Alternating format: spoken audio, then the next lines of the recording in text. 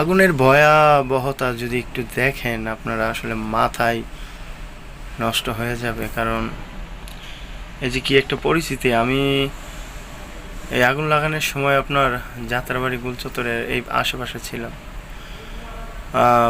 আসলে ভয়ে আমি এদিকে যেতে পারি নাই ভিডিও করার জন্য। তো সকালবেলা যখন বেরোইছি আসার জন্য, এটা হচ্ছে সকালবেলার ভিডিও। এই টাইমে আপনার 6টা বাজে। তো ভাবলাম যে একটু ভিডিও করে আপনাদেরকে দেখাই গতকালকের যে মানে ভয়াবহতা ছিল। এখানে অনেকগুলা গাড়ি, একটা সরকারি বাস আর এডি কোম্পানির গাড়ি ক্ষয়ক্ষতি হয়েছে। ইট ইট দিয়ে ইটাল দিছে, ওই ইটা গাড়ির ভিতরে বাইজে রয়েছে, দেখছেন আপনার।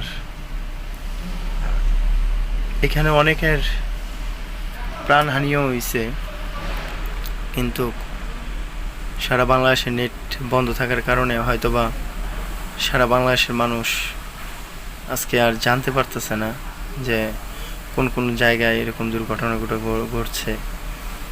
কারণ জানলে হয়তোবা আতঙ্কিত হয়ে যেত আরও মানুষ ভয়ে। এমন একটা পরিস্থিতি বর্তমানে যাচ্ছে আমাদের বাংলাদেশে। তো আমরা কেউ চাই না এরকম পরিস্থিতিতে থাকার জন্য, আমরা চাই যে স্বাভাবিক জীবনে আসার জন্য, কিন্তু হয়তোবা কেউ কেউ চায় না স্বাভাবিক জীবনে আসার জন্য, তাই এরকমটাই হচ্ছে। তো আমি এই যে আপনাদেরকে টুল প্লাজা দেখাচ্ছি, এই যে এটা টুল প্লাজা আপনার, এটা একবারে সম্পূর্ণ জ্বালিয়ে দেওয়া হয়েছে একবারে। এখানে ভয়াবহ অবস্থা একটা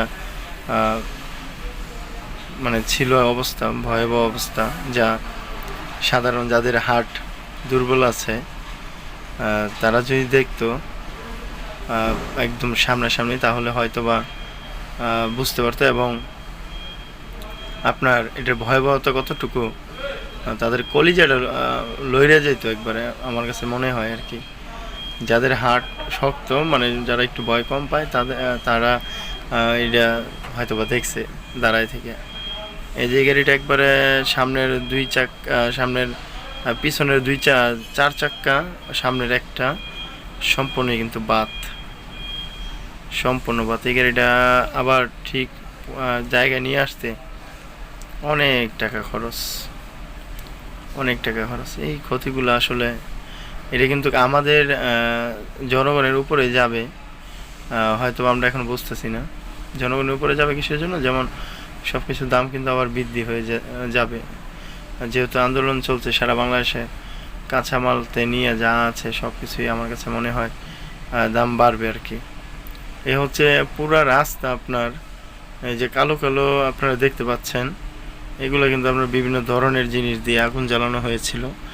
টায়ার, তারপরে হচ্ছে এরকম অনেক কিছু দিয়ে এখানে আগুন জ্বালানো হয়েছিল। এইখানেই মূলত যাত্রাবাড়ি গুলচত্বরের থেকে বেশি ড্যামরা রোড, যেটা আমরা বলি ড্যামরা রোডের ঢুকার যেই মাথাটা যাত্রাবাড়ি থেকে বের হয়ে, ওই মাথায় কিন্তু এই তাণ্ডবগুলো চালানো হয়েছে এরকম।